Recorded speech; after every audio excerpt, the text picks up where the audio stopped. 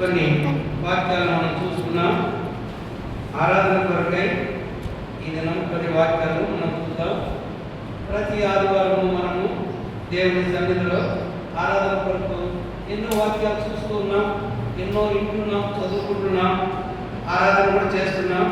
ఈ దినం కూడా దేవుని వాక్యంలో ఈ యొక్క నూతన ఎరుసలేము మందిరంలో మనకిచ్చిన ఆరాధన వాక్యాన్ని మనం చూసుకొని ఆ ప్రకారంగా ఆరాధనకు మనం సిద్ధపడదాం. వాక్యాన్ని తెలుసుకొని వాక్యానుసారంగా ఆరాధన చేద్దాం. అపోస్తలుడైన పౌలు ఎఫెసీయులకు రాసినటువంటి పత్రిక.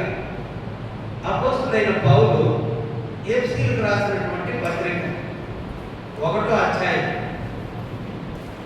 4, 5, 6, 7 మనం అందరము కలిసి చదువుకున్నాం. ఎఫెసీయులకు రాసిన పత్రిక 1వ అధ్యాయము 4 నుంచి 7 వరకు మనము కలిపే చదువుకున్నాం. అందరం కలిసి ఉన్నాయి ఇక్కడ. 4 నుంచి 6 వరకు కలిసి ఉన్నాయి. తర్వాత మనము 7 వరకు చదువుకున్నాం. అందరం కలిసి చదువుకున్నాం. స్పష్టంగా బిగ్గరగా చదువుకున్నాం. ఎట్లనగా తన ప్రియనియందు తాను ఉచితముగా మనకు అనుగ్రహించిన తన కృపామయముకు కీర్తి కలుగునట్లు తన చిత్త ప్రకారమైన దయా సంకల్పము చొప్పున యేసుక్రీస్తు ద్వారా తనకు కుమారుడుగా స్వీకరించుటకై మనలను ముందుగా తన కోసం నిర్ణయించుకొని మనము తన ఎదుట పరిశుద్ధులను నిర్దోషులనై ఉండవలెనని జగత్ పునాది వేయబడక మునిపే ప్రేమ చేత ఆయన క్రీస్తులో మనలను ఏర్పరచుకునను. దేవుని కృపా అతిశయమును బట్టి ఆ ప్రియములందు ఆయన రక్తం వలన మనకు విమోచనము అనగా మన అపరాధములకు క్షమాపణ మనకు కలిగి ఉన్నది. ప్రార్థన చేసుకున్నాం.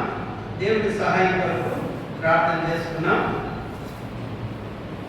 ప్రేమ కలిగిన మా పరలోక తండ్రి, దయ కలిగిన మా గొప్ప దేవ, పరిశుద్ధుడా, నీతిమంతుడా, నీకు వందనాలు, కృతజ్ఞతాస్తుతులు చెల్లిస్తున్నాము. నీ కుమారుడు మా ప్రభు యేసుక్రీస్తు నామంలో నా తల వంచి వందనాలు చెల్లిస్తున్నాను దేవ. పవిత్రమైన, పరిశుద్ధమైన, నూతనమైన యెరూషలేము మందిరంలో నూతనముగా నన్ను కూడా నాయన మీరు బలపరిచి వాడుకోమని ప్రార్థన చేస్తున్నాం. చదవబడిన వాక్యాన్ని ఆశీర్వదించండి. మా అందరికీ విరిచి పంచిపెట్టండి.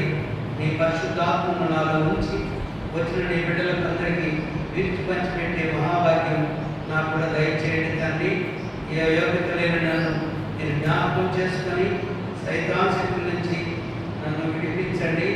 వచ్చిన నీ బిడ్డలందరినీ కూడా జ్ఞాపకం చేసుకొని నీ చిత్తంలో నీ ఏర్పాట్లో ఉన్నవారిని సకాలానికి తీసుకొచ్చి మీరు మహిమ పొందమని నాయన నీ దయగల మమ్మల్ని అభ్యర్థించుకుంటున్నాం దేవా.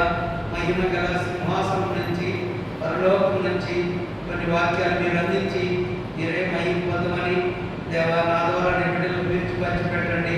మేమందరం కూడా నాయన దేవుడు ఆత్మ కనుక ఆయన ఆరాధించేవారు ఆత్మతోనూ సత్యముతోనూ ఆరాధించాలని మీ పవిత్రమైన వాక్యంలో రాయబడినట్లు మీరు ఆత్మస్వరూపమై ఉన్నారు నాయన.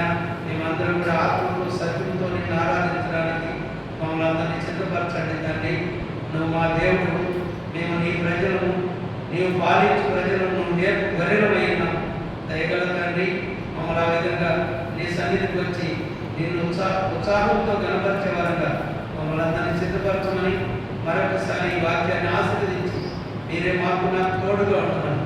సైతాన్ శక్తులు, చీకటి శక్తులను నజరేయుని యేసు నామములో బంధిస్తూ నీ మహాకృపను కోరుకుంటూ నన్ను నేను తగ్గించుకొని నీ ఘనమైన నామాన్ని హెచ్చిస్తూ నా రక్షకుడు విమోచకుడైన యేసు నామములో ప్రార్థించి అడిగి వేడుకుంటున్నాను మా పరమ తండ్రి. ఆమేన్. ప్రియమైనటువంటి దేవుని బిడ్డలారా, అపోస్తలుడైన పౌలు ఎఫెసీయులకు రాసిన ఈ పత్రికలో మనం చదువుకున్న ఈ వాక్యాలను దేవాది దేవుడు పౌలు ద్వారా బయలుపరుస్తున్నాడు. జగత్తు పునాది వేయబడక మునుపు మనందరినీ క్రీస్తులో ఏర్పరచుకున్నాడు. దేవాది దేవుడు ప్రభు యేసుక్రీస్తు వారు జగత్తు పునాది వేయబడుతుంది. ఈ సృష్టి ఈ సృష్టి ప్రారంభం కాక మునిపే క్రీస్తులో మనల్ని ఏర్పరచుకున్నాడు. మనందరినీ క్రీస్తులో ఏర్పరచుకున్నాడు.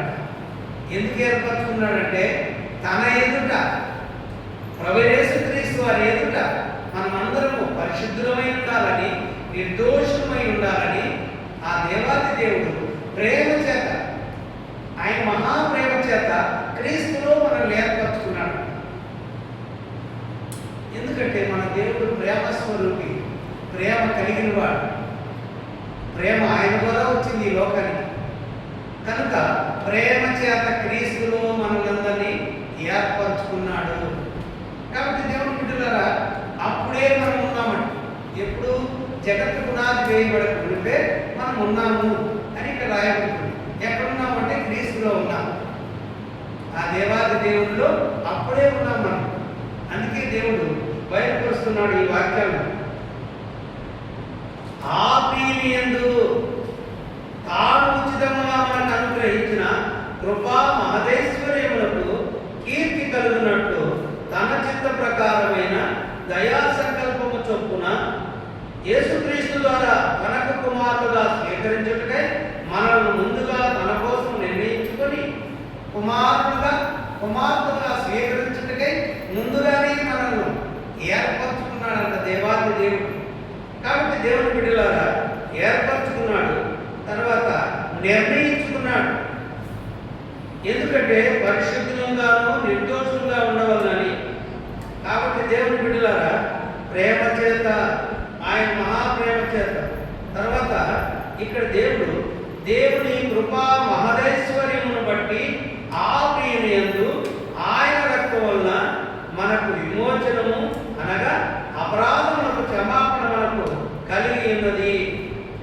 దేవుని బిడ్డలారా, దేవుని కృపా మహదైశ్వర్యమును బట్టి ఆ దేవాది దేవుని ఎదుట మనం పరిశుద్ధులమై ఉండాలని, నిర్దోషమై ఉండాలని ఈ జగత్తు పునాది వేయబడక మునిపే మనల్ని ఏర్పరచుకున్నాడు మన దేవుడు.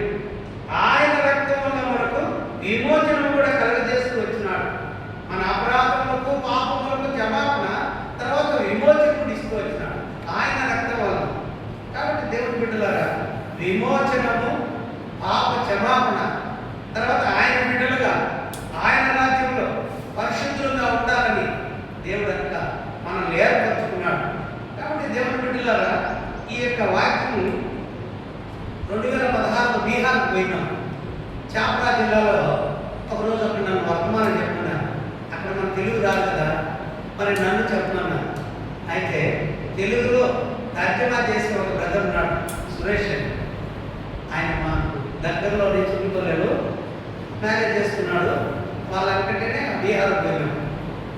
ఈ వాక్యం పూర్తి అయిపోయాక ఆరాధనకు, ఎందుకంటే ఇద్దరు నేను చెప్పిన తర్వాత ఆయన చెప్పాలి. కాబట్టి అక్కడికే ఆరాధన టైం అయింది. అయితే దేవుని బిడ్డలారా, ఎందుకు చెప్తున్నానంటే ఈ యొక్క వాక్యము మనకు ఎంతో ప్రాధాన్యత కలిగింది, ఎంతో ముఖ్యమైనది. మన అపరాధములకు క్షమాపణ, మన పాపములకు క్షమాపణ, తర్వాత జగత్తు పునాది వేయబడక మునుపు మనందరినీ క్రీస్తులో ఏర్పరచుకున్నాడు మన దేవుడు. అలాంటి గొప్ప దేవుడు, అలాంటి ప్రేమ కలిగిన వాడు. ఆ ప్రేమ మనలో, క్రీస్తు ప్రేమ